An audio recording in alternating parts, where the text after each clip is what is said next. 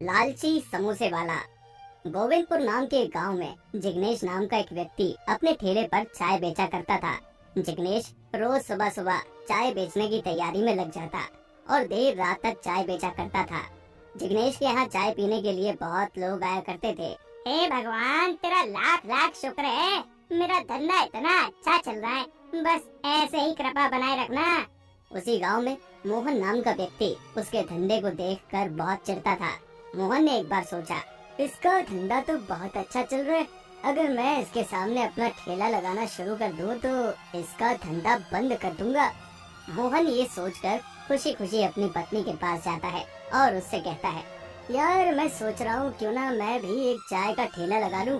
वैसे भी मैं पूरे दिन कुछ नहीं करता। लेकिन मोहन की पत्नी पहले विचार करती है, फिर उससे कहती है कि विचार तो आपका बहुत अच्छा है, लेकिन चाय का ठेला तो जिग्नेश भी लगाता है, अगर आपने अपना भी ठेला खोल दिया तो उस बेचारे का धंधा ही चौपट हो जाएगा। फिर मोहन अपनी पत्नी से कहता है, यही तो मैं सोचता हूँ, वो पूरे दिन इतना सारा धन कमाता है और हम सब ऐसे ही देखते रहते हैं। अगर उसका धंधा पट्ट हो जाए तो जितना धन उसके पास आता है वो सब मेरे पास आ जाएगा। मोहन जोर जोर से हंसता है। मोहन के दोस्त होशियार चंद को उसकी बात पसंद नहीं आती और वो उससे कहता है, लालच बुरी बला है, सबको भगवान देखता है। अगर तुमने उसके साथ गलत किया तो वो तुम्हारे साथ भी जरूर गलत करेगा। अगर मैं तुम्हें समझा दूं तो शायद तुम कुछ गलत नहीं करोगे। मोहन कुछ देर सोचता है और फिर कहता है, कहो तुम्हारे मन में क्या विचार है? अगर तुम्हें उसे बचाना है तो कोई ऐसा ही उपाय बताना जिससे उसके पास जितना धन है उससे अधिक धन मेरे पास हो। ठीक है, अगर तुम चाय का ठेला ना लगाकर समोसे का ठेला लगा लो तो तुम्हारे पास जिग्नेश से भी अधिक धन होगा, क्योंकि आज के समय में लोग समोसे खाना ज्यादा पसंद करते हैं और केवल चाय पीना बहुत कम हो गया है। जो समोसे खाने वाले हैं बेशक तुम्हारे पास ही आएंगे।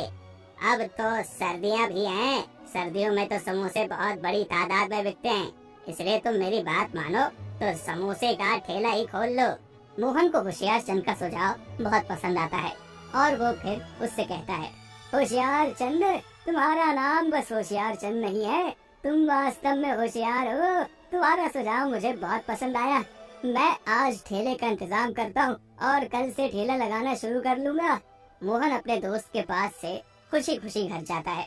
अगले दिन घर में जितना भी धन रखा होता है वो उससे एक नया ठेला और समोसे की सामग्री लेकर आ जाता है। अब मोहन जिग्नेश के ठेले के सामने समोसे का ठेला लगाता है। चाय वाले जितने भी व्यक्ति थे अब सब मोहन के ठेले पर आने लगे। धीरे धीरे जिग्नेश का धंधा कम होने लगा। एक दिन एक व्यक्ति जिग्नेश से कहता है, अरे जिग्नेश, तुम्हारा धंधा तो अब बहुत कम हो गया है।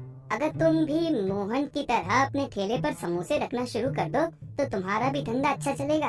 अरे नहीं भाई नहीं, जिसके भाग्य में जितना होता है भगवान उसको उतना ही देता है। कभी एक जगह पर एक जैसा व्यापार करना नहीं चाहिए, नहीं तो हमें नुकसान उठाना पड़ सकता है। अरे मैं तो तुम्हारे फायदे की ही बात कर रहा था। फिर तुम मुझसे मत कहना कि मैंने तुम्हें बताया नहीं था।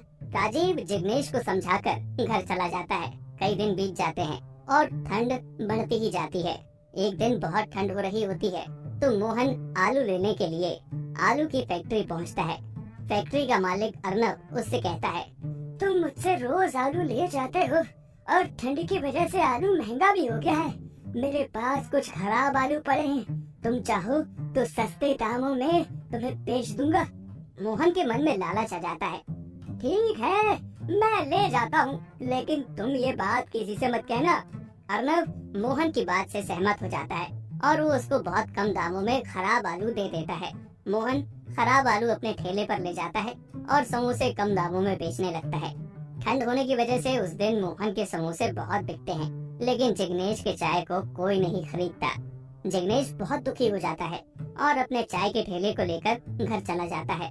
आज तो बहुत मुनाफा हो गया, अगर ऐसे ही रोज होता जाएगा तो मेरे पास बहुत धन हो जाएगा। मोहन खुशी खुशी अपने घर जाता है। अगले दिन पूरा गांव बीमार हो जाता है, लेकिन मोहन बीमार नहीं होता। इससे गांव वालों को मोहन पर शक हो जाता है। तुमने हमें कैसे समोसे खिलाए थे? उसे खाने से पूरा गांव बीमार हो गया। मैंने तो समोसे अच्छे ही दिए थे और समोसे तो मैंने भी खाए, लेकिन मैं तो बीमार नहीं हुआ। गांव वाले मोहन को मारने लगते हैं। तभी जिग्नेश वहां आ जाता है। आप लोग रुक जाएं, ये मेरे भाई जैसा है, गलती तो सबसे ही हो जाती है ना। आज से मैं और मोहन 1 महीने तक मुफ्त में चाय और समोसे सब गरीबों को खिलाएंगे, ये हमारी सजा होगी।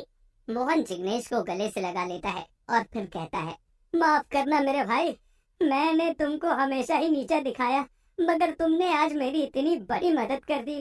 कोई बात नहीं, लेकिन वादा करो लालच में कभी नहीं आओगे।